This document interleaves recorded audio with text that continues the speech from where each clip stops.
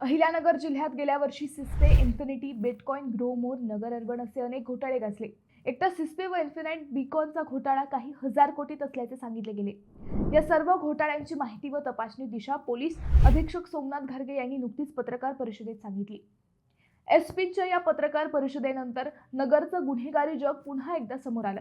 आता सर्व फसवणूक झालेल्यांना त्यांची रक्कम खरंच परत मिळेल का, हा प्रश्न आहे. एसपी नेमकं काय म्हणाले हेच आपण या व्हिडिओतून पाहणार आहोत. नमस्कार, मी अद्वैता आणि आपण पाहत आहात अहिल्यानगर लाईव्ह 24, नगरी राजकारणाचे परफेक्ट अनालिसिस. पोलीस अधीक्षक सोमनाथ घारगे यांनी जिल्ह्यातील वार्षिक गुन्हेगारी व कारवाया पत्रकार परिषद घेत माहिती दिली. गेल्या वर्षभरात नगर जिल्ह्यात गाजलेल्या हजारो कोटींच्या घोटाळे त्यांनी तपशीलवार सांगितले. या घोटाळ्यात फक्त पांढरपेशच नाही तर शेतकरी, शेतमजूर, शिक्षक, महसूल कर्मचारी, पोलीस असे सगळेच फसवले गेले. सुरुवातीला या कंपन्यांनी चांगला परतावा दिला व त्यानंतर सगळं चंबू गबाळ उचलून पोबारा केला. सिस्पे, इन्फिनाइट कंपन्यांविरोधात तोफखाना, सुपा, श्रीगोंदा पोलीस ठाण्यात गुन्हे दाखल झाले. हे 4 गुन्हे 14,47,98,572 रुपयांच्या घोटाळ्याचे होते. त्यानंतर पोलिसांनी 10 आरोपींना अटक केली. आतापर्यंत सुमारे 200 गुंतवणूकदारांचे जबाब नोंदवले गेले आहेत. कंपनीचे संचालक, एजंट अशी सुमारे 200 बँक खाती गोठवली गेली.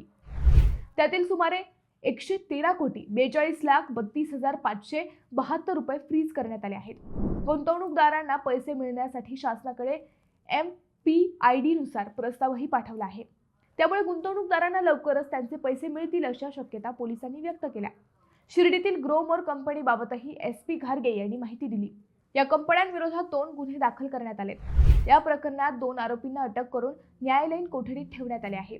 तपासात या कंपनीकडून 28,71,58,523 रुपयांचा अपहार झाल्याचे स्पष्ट झाले.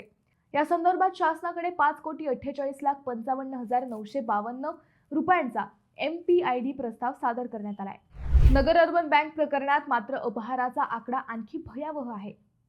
बँकेच्या संचालकांविरोधात 291,25,61,000 रुपयांचा अपहार व फसवणुकीचा गुन्हा दाखल करण्यात आला आहे. या प्रकरणात 13 आरोपींविरोधात MPID विशेष न्यायालयात दोषारोपपत्र दाखल करण्यात आले आहे. तपासादरम्यान 3,15,01,085.6 रुपये इतकी रक्कम फ्रीज करण्यात आली असून 72 स्थावर मालमत्ता जप्त करण्यात आल्या आहेत. जप्त मालमत्तेची एकूण किंमत 34,57,79,610.5 रुपये इतकी आहे. या प्रकरणातील MPID प्रस्तावाची एकूण रक्कम 37,82,80,695.56 रुपये इतकी आहे. आर्थिक गुन्हे शाखेच्या या व्यापक व कडक कारवाईमुळे जिल्ह्यातील हजारो गुंतवणूकदारांमध्ये आशेचे वातावरण निर्माण झाले असून येत्या काळात अपहार झालेली रक्कम वसूल करण्यासाठी कारवाई आणखी तीव्र होणार असल्याचे संकेत पोलीस प्रशासनाने दिले आहेत, असे अधीक्षक घारगे यांनी सांगितले.